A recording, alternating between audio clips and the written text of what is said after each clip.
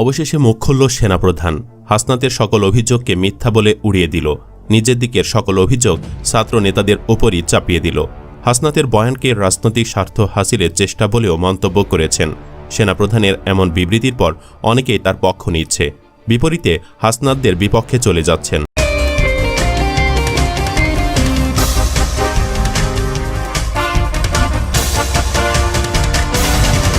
যে যদি তাই মনে হয় তাহলে ক্যান্টনমেন্টের ডাকে সাড়া দিয়ে হাসনাত আবদুল্লাহ বা তার দল গিয়েছিল কেন?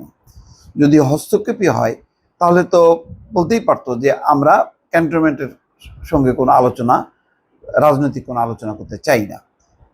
কিন্তু আসসালামু আলাইকুম প্রিয় দর্শক শ্রোতা, হাসনাত আবদুল্লাহর সাথে 11ই মার্চে বৈঠক হয়েছে সেনাপ্রধানের।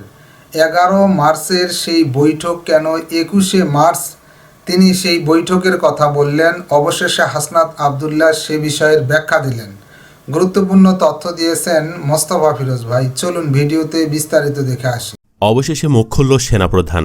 হাসনাতের সকল অভিযোগকে মিথ্যা বলে উড়িয়ে দিল। নিজের দিকের সকল অভিযোগ ছাত্র নেতাদের ওপরই চাপিয়ে দিল। হাসনাতের বয়ানকে রাজনৈতিক স্বার্থ হাসিলের চেষ্টা বলেও মন্তব্য করেছেন। সেনাপ্রধানের এমন বিবৃতির পর অনেকেই তার পক্ষ নিচ্ছে, বিপরীতে হাসনাতদের বিপক্ষে চলে যাচ্ছেন। এতে করে দেশ দুই ভাগে বিভক্ত হতে চলেছে। হাসনাতের অভিযোগের জবাবে কি বলল সেনাপ্রধান? সব মিলিয়ে দেশের পরিস্থিতি কোন দিকে যাচ্ছে? সর্বশেষ আপডেট নিয়েই জীবনের কথার এই পর্বটি সাজানো।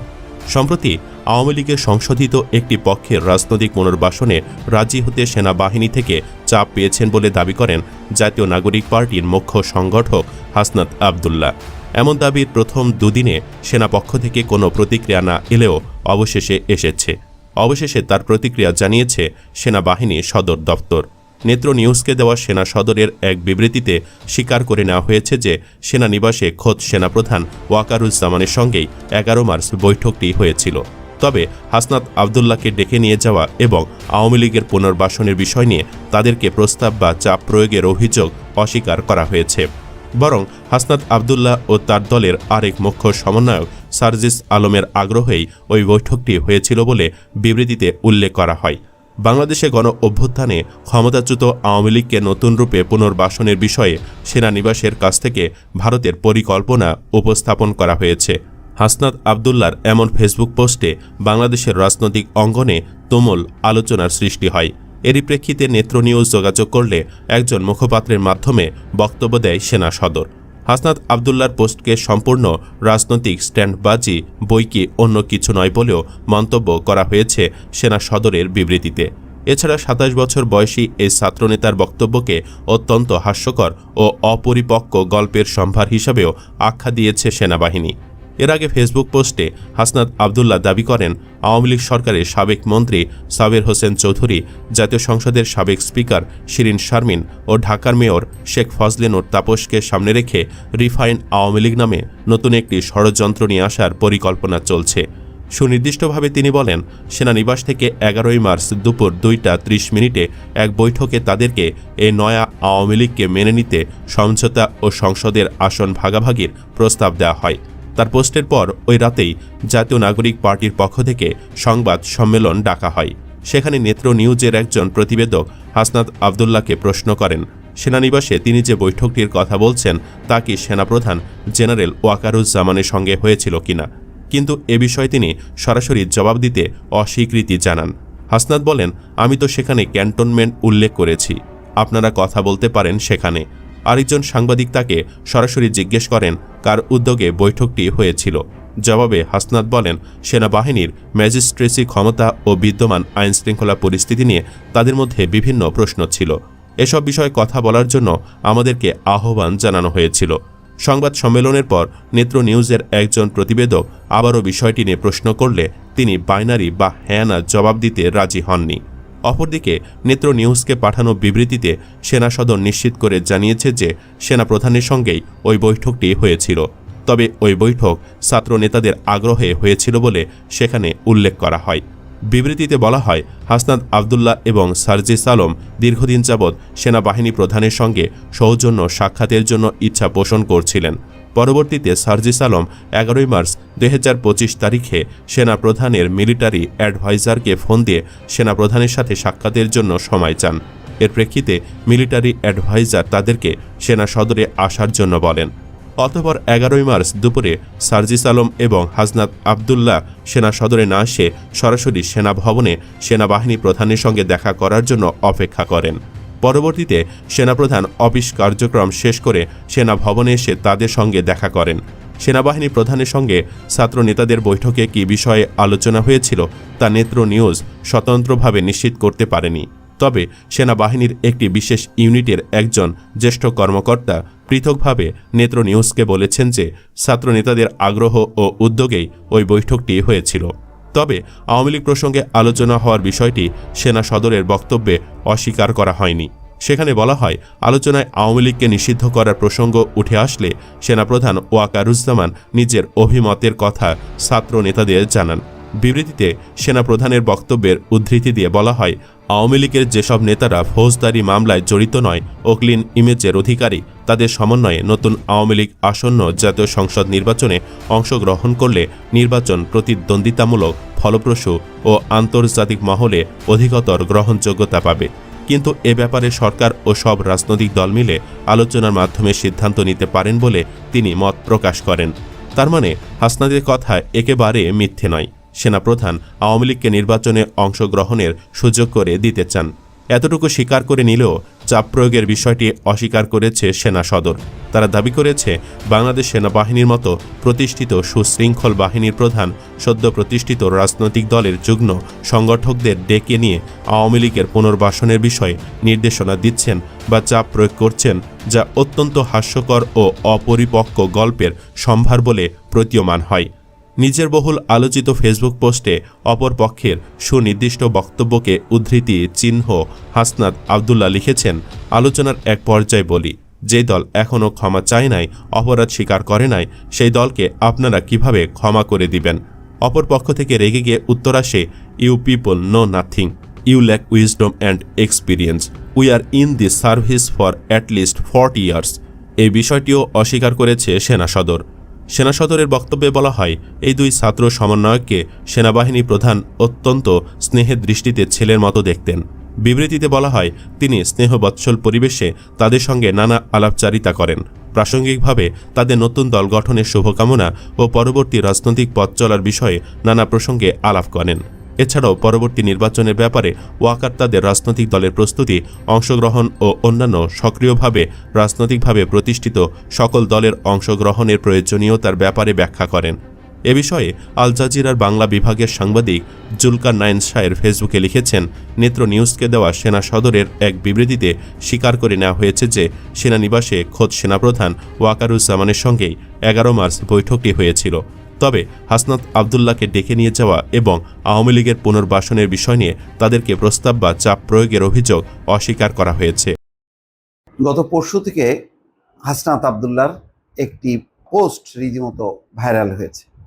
এটা আপনারা নিশ্চয়ই জানেন যে বিষয়টা এমন যে ক্যান্টনমেন্টে ঊর্ধ্বতন কর্মকর্তাদের সঙ্গে কার সঙ্গে বৈঠক সেটা নাম উল্লেখ করেননি তিনি, কিন্তু বোঝাই যাচ্ছে যে একেবারে উচ্চ পর্যায়ে হাসনাত আবদুল্লাহ সহ তার সংগঠনের বা দলের নেতাদের একটি আলোচনা হয়েছে।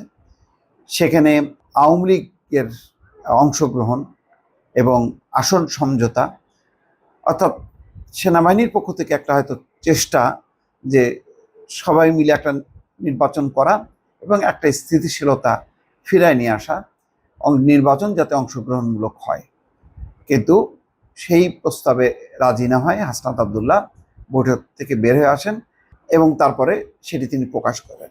এখন প্রশ্ন হলো, 11 তারিখ 2:30টার কথা তিনি বলেছেন যে সেই 2:30 মানে 11 তারিখে তার এই বৈঠক হয়। এতদিন পরে এসে কি কারণে এই বিষয়টি তিনি প্রকাশ করলেন, এটা একটা রহস্য রয়ে গেছে। আমি জানি না কেউ তাকে প্রশ্ন করেছে কিনা, কিন্তু আজকে আনুষ্ঠানিকভাবে হাসনাত আবদুল্লাহ তিনি ফেসবুক পোস্টে না, একেবারে সাংবাদিকদের সামনেই বলেছেন যে সেনাবাহিনীর ঊর্ধ্বতন কর্তৃপক্ষের সঙ্গে যে আলোচনা হয়েছে সেটাকে রাজনৈতিক হস্তক্ষেপ মনে করছে। এখানে কথা আছে যে যদি তাই মনে হয় তাহলে ক্যান্টনমেন্টের ডাকে সাড়া দিয়ে হাসনাত আবদুল্লাহ বা তার দল গিয়েছিল কেন? যদি হস্তক্ষেপই হয় তাহলে তো বলতেই পারতো যে আমরা ক্যান্টনমেন্টের সঙ্গে কোনো আলোচনা, রাজনৈতিক কোনো আলোচনা করতে চাই না। কিন্তু সেখানে হাসনাত আবদুল্লাহ এবং তার সঙ্গে কারা ছিল জানি না, তারা গেলেন এবং তারপরে আবার এসে সেটা প্রকাশও করে দিলেন, এবং সেটার সাথে সাথে না, বেশ সময় নিয়ে। সেটাও বা উদ্দেশ্য কি, এটাও আমার ব্যক্তিগত প্রশ্ন। নিশ্চয়ই এই প্রশ্নের উত্তর আস্তে আস্তে প্রকাশ হবে, হাসনাত আবদুল্লাহই হয়তো বলবেন। যাক, তিনি বলছেন যে সেনানিবাসে সেনাবাহিনীর ঊর্ধ্বতন কর্তৃপক্ষের সঙ্গে যে আলোচনা হয়েছে সেটাকে তারা রাজনৈতিক বিষয়ে হস্তক্ষেপ মনে করছে। শুক্রবার রাজধানীর বাংলা মোটরের রূপায়ণ টাওয়ারে জাতীয় নাগরিক পার্টির কার্যালয়ে জরুরি সংবাদ সম্মেলনে তিনি এই কথা বলেন। এই বিষয়ে এক প্রশ্নের জবাবে হাসনাত আবদুল্লাহ বলেন, আমাদের সঙ্গে যে আলোচনাটি হয়েছে সেনাবাহিনীর ঊর্ধ্বতন কর্তৃপক্ষ কর্তৃক, সেটি হচ্ছে আমরা মনে করছি রাজনৈতিক বিষয়ে হস্তক্ষেপ করা। এ প্রসঙ্গে তিনি আরো বলেন, রাজনীতিবিদরাই নির্ধারণ করবেন রাজনীতির ঘটনা প্রবাহ বা চলমান যা কিছুই পরবর্তী রাজনীতি কোন দিকে যাবে সেটি রাজনীতিবিদদের হাতেই থাকা উচিত। তো যে জায়গায় আমরা সন্দিহান বলেই গতকাল আমার স্ট্যাটাস দিতে হয়েছে, তো সে জায়গায় আমরা সন্দিহান বলেই গতকাল আমার স্ট্যাটাস দিতে হয়েছে। এখানে কিন্তু আবার কথা আছে। কথা হলো যে রাজনীতিবিদরাই নির্ধারণ করবেন। এই যদি বাংলাদেশের পরিস্থিতি হতো তাহলে 5ই আগস্ট ঘটলো কেন? তার মানে রাজনীতি ছিল না। রাজনীতি ছিল না বলেই সেনাপ্রধান সেদিন একেবারে জাতির জন্য একটা ভরসা স্থল ছিল, এবং সেনাপ্রধান জাতির উদ্দেশ্যে ভাষণ দিয়েছে। ভাষণ দিয়ে তিনি বলেছেন যে শীঘ্রই একটি সরকার হবে এবং শেখ হাসিনা পালিয়ে গেছে এবং সারা দেশের নিরাপত্তা এবং আইন শৃঙ্খলা পরিস্থিতি যাতে রক্ষা হয় সে ব্যাপারে জনগণের প্রতি আহ্বান জানিয়েছে। এই পরিস্থিতিটা হবে কেন? এবং ওই সংকট নিরসনে 5 তারিখে 5ই আগস্ট যখন রাজনীতিবিদদেরকে ডাকা হলো, কোনো রাজনীতিবিদ তো বললো না যে না আমরা যাব না, এটা রাজনীতির বিষয়, রাজনীতিরাই ঠিক করবেন। তখন কেন সবাই ছুটে গেল? এবং তারপর নিশ্চয়ই আরো দফায় দফায় ছুটে গেছে, কেননা এখন একটা রেগুলার গভর্নমেন্ট যখন থাকে না, তখন একটা বিশেষ পরিস্থিতি, সবাই মিলে দেশটা একটা রক্ষা করার মতো, দেশের আইন শৃঙ্খলা পরিস্থিতি এখন যা, সেনাবাহিনী যদি না থাকতো তাহলে পরিস্থিতি আরো অবনতি হতো। সেনাবাহিনী থাকাতে যে খুব বেশি হচ্ছে এটা আমি বলবো না, সে ব্যাপারে আমি সমালোচনাও করেছি, কিন্তু সেনাবাহিনী যদি এখন উইথড্র হইতো তাহলে পুলিশ কি কাজ করতে পারতো? বিভিন্ন জায়গায় যে মব, সেই মবের মুখোমুখি দাঁড়াচ্ছে, এটা কি হস্তক্ষেপ না? এটা তো সিভিল গভর্নমেন্টের ব্যাপার। তো এখানে কিন্তু প্রশ্নের মধ্যে অনেক বিষয়ের মধ্যে থাকে। আবার শুরুতেই বললাম যে যদি আপত্তি থাকতো তাহলে ক্যান্টনমেন্টের ডাকে সাড়া দিয়ে হাসনাত আবদুল্লাহ তিনি গেলেন কেন? এটা আমার প্রশ্ন। বৃহস্পতিবার রাতে ফেসবুকে স্ট্যাটাস দিয়েছেন, সেখানে সেনাবাহিনীর ঊর্ধ্বতন কর্মকর্তাদের সঙ্গে আলোচনার সবকিছু বলা আছে বলে উল্লেখ করেন হাসনাত। ওই স্ট্যাটাসে আবদুল্লাহ বলেন, রিফাইন্ড আওয়ামী লীগ নামে নতুন একটি ষড়যন্ত্র নিয়ে আসার পরিকল্পনা চলছে। এই পরিকল্পনা পুরোপুরি ভারতের। তো ভারতের এটা কে বললো? এটা কি সেনাবাহিনী বলেছে যে এটা ভারতের?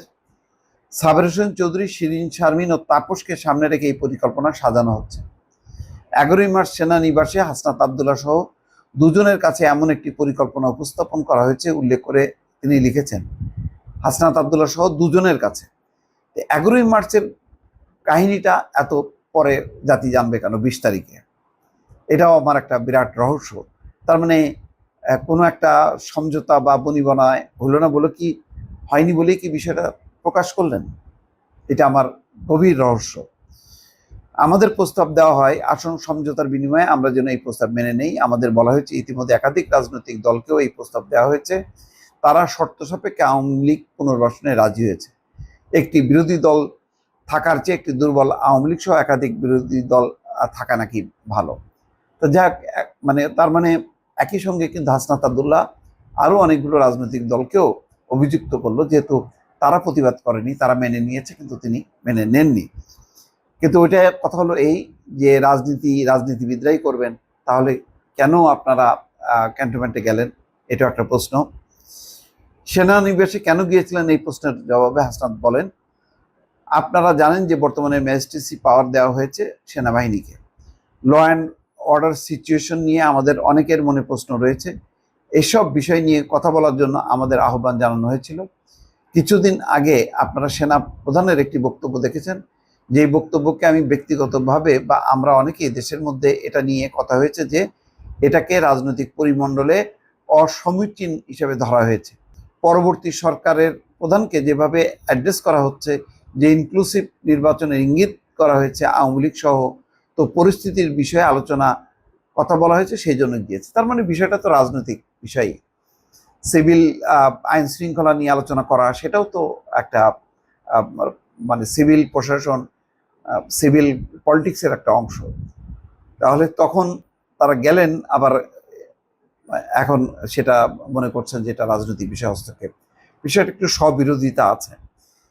বর্তমানে নিরাপত্তা ঝুঁকি অনুভব করছেন কিনা হাসনাত আব্দুল্লাহ বলেন, দেখুন 5ই আগস্টের আগে ছাত্র জনতাকে নিয়ে আমরা আন্দোলন করেছি, ফ্যাসিবাদ বিরোধী শক্তি ছিল, এজেন্সি ছিল, সরকার পক্ষ আমাদের বিরুদ্ধে ছিল। তখন তো আমরা বারবার বলেছি লড়াই চলমান, এখন সেই লড়াই অব্যাহত রয়েছে। যতক্ষণ পর্যন্ত ফ্যাসিবাদ বিরোধী রাজনৈতিক দলগুলো ঐক্যবদ্ধ রয়েছে ততক্ষণ পর্যন্ত আমি কোনো নিরাপত্তার ঝুঁকি অনুভব করছি না।